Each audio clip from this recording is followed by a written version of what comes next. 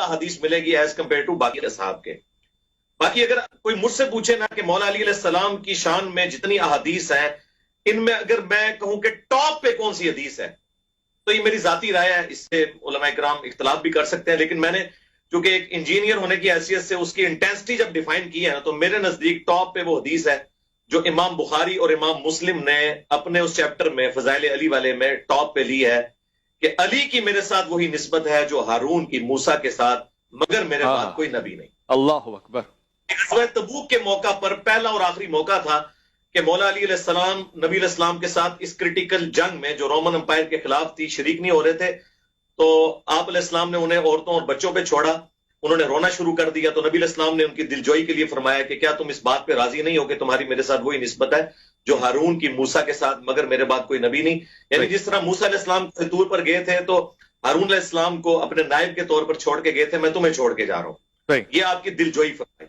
اب اس کے اوپر اگر آپ غور کریں, ہارون علیہ السلام وہ پیغمبر ہیں جنہیں موسیٰ علیہ السلام نے دعا کر کے قرآن میں آیا مانگا تھا اپنے ساتھ سپورٹر کے طور پر. دوسرا جو امپورٹنٹ بات ہے کہ جب وہ کوہ طور پر گئے تو ان کو اپنے نائب کی حیثیت سے چھوڑ کر گئے. جی. تیسری بات, وہ پیغمبر تھے لیکن چونکہ ختم نبوت ہو چکی ہے, یہ والا ٹائٹل مولا علی کو نہیں ملا, لہذا امپلائیڈ ہے کہ اگر نبی علیہ السلام کے بعد کوئی پیغمبر ہوتا تو مولا علی علیہ السلام ہوتے. اور میں عموماً جو قادیانی ہیں انہیں بھی یہ حدیث پیش کرتا ہوں کہ اگر تمہیں امتی نبی بنانے کا شوق ہے نا تو اس امت میں جو شخص پہلے نمبر پہ حقدار ہے نا کہ وہ امتی نبی بنے وہ مولا علی علیہ السلام ہے. اس حدیث سے پتا چلا نا, کیونکہ جس کو قرآن میں نسبت دی گئی ہارون کو موسیٰ کے ساتھ اور بخاری و مسلم میں یہ نسبت آئی, تو پھر نبی علیہ السلام کے ساتھ اگر کوئی اسسٹنٹ پیغمبر ہوتا نا تو حضرت مولا علی ہوتے, لیکن نبی علیہ السلام نے ساتھ ہی فرما دیا مگر میرے بعد کوئی نبی نہیں. تو سر اگر مولا علی نبی نہیں ہے نا امتی, تو غلام قادیانی دجال تو شاہی کوئی نہیں. اس کے علاوہ بھی جتنے لوگ دعوے پیغمبری کریں وہ تو کسی کھاتے میں نہیں ہے.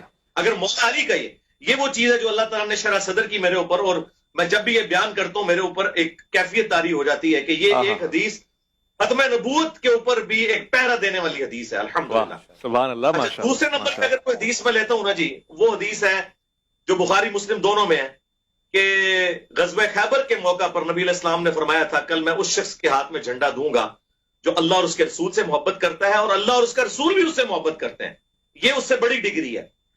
اور صحابہ کہتے ہیں ہمیں پوری رات نیند نہیں آئی, اور مسلم کے الفاظ ہیں کہ حضرت عمر کہتے ہیں یہ پہلا موقع تھا کہ مجھے بھی خواہش پیدا ہوئی کہ مجھے بھی نبی علیہ السلام یہ منصب دے دیں. یہ صحیح مسلم کے الفاظ ہیں, اور نقل کیے حضرت ابو ہریرہ نے جن کے اوپر تہمت لگائی جاتی ہے کہ ان میں بغض اہل بیت تھا, نعوذ باللہ. یہ مسلم شریف کے الفاظ ہیں. تو صحابہ کہتے ہیں ہم پوری رات اس شوق میں سوئے نہیں کہ یہ کون خوش نصیب ہوگا.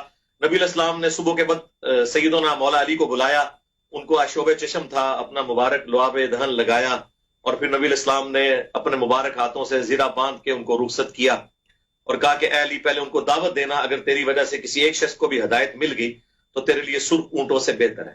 تو یہ دوسرے نمبر پہ میں سمجھتا ہوں یہ والی حدیث ہے جو مولا علی علیہ السلام کی شان میں. ٹھیک. تیسرے نمبر کے اوپر وہ آیت مباہلہ والی, وہ بھی مسلم شریف کے اندر حدیث ہے. ایک اس کا طریق سعد ابن ابی وقاص نے بیان کیا اور ایک سیدہ عائشہ سلام اللہ علیہا نے. سعد ابن ابی وقاص والا تو بڑا دردناک اس کا طریق ہے. اب مفتی صاحب سامنے بیٹھے ہوئے ہیں, مفتی انیر قریشی صاحب, تو ماشاءاللہ اس چیز کا مجھ سے زیادہ ادراک رکھتے ہیں کہ جب شام نے سعد ابن ابی وقاص کو حکم دیا اور کہا کہ تمہیں کون سی چیز مانے ہے کہ تم ابو تراب کے اوپر سب نہیں کرتے, اور منہاج السنہ میں فلنگ دی بلینکس کیا ہے امام ابن تیمیہ نے اس کے اندر کہ انہوں نے حکم دیا سب کرنے کا, یہ خود سے الفاظ ڈالے, اور پھر کہا کہ تمہیں کون سی چیز مانے ہے. تو انہوں نے کہا کہ سن, میں نے علی بن ابی طالب کے بارے میں 3 ایسی فضیلتیں سنی ہیں کہ ان میں سے ایک بھی مجھے مل جاتی نا تو میرے لیے سرخ اونٹوں سے بہتر تھا. پھر انہوں نے پہلے وہ حدیث سنائی غزوہ تبوک والی, علی کی میرے ساتھ وہی نسبت ہے جو ہارون کی موسیٰ کے ساتھ. پھر غزوہ خیبر والی حدیث سنائی, اور پھر کہا کہ جب آیت مباہلہ نازل ہوئی سورہ آل عمران آیت نمبر 61, تو نبی علیہ السلام نے مولا علی کو سیدہ فاطمہ, سیدنا حسن و حسین علیہ السلام اجمعین کو اپنی چادر کے نیچے لے کر کہا اللہم ہاؤلائی اہل بیتی, اے اللہ یہ میرے اہل بیت ہیں. اچھا, اس کا ایک طریق سنن نسائی الکبریٰ کے اندر موجود ہے. खसाइस अली वाले चैप्टर में, उसमें आगे अल्फाज हैं, साद इब्न अबी वकास का बेटा कहता है कि जब अमीर शाम ने हजरत साद से ये कलिमात सुने तो जितना दिन वो मदीना रहे एक जुमला भी मौला अली की तनकीस का अपनी जुबान से निकाला नहीं है। लिहाजा ये पता चल गया कि इमाम नबवी ने जो इसे कवर करने की कोशिश की थी वो तो फजाइल सुनना चाहते थे, वो बात गलत थी।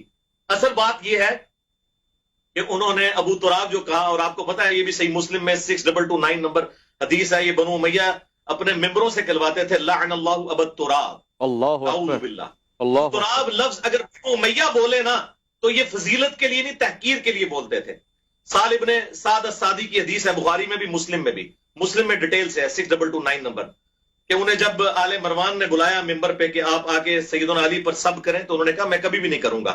उनका चले आप कह दें लअनल्लाहु अबत तुराब, उन्होंने कहा तुम अबू तुराब कह रहे हो यानी मट्टी वाला, और तुम खुश हो रहे हो उनकी तहकीर करके। और मौला अली इससे गुस्से में नहीं आते थे, वो सबसे ज्यादा खुश ही इसी नाम से होते थे। हालांकि उन्होंने अपना जो कुनियत है उनकी अबुल हसन थी। फिर उन्होंने कहा अच्छा बताएंगे नाम पड़ा कैसे था। फिर उन्होंने बताया कि एक दिन सैयदा फातिमा और सैयदना अली का मियां बीवी होने के नाते झगड़ा हुआ, मौला अली अलैहिस्सलाम घर से निकल गए और जाके मस्जिद एक जगह लेट गए। जब नबी अलैहिस्सलाम आए और पूछा किधर है अली, तो बताया वो तो चले गए इस तरह।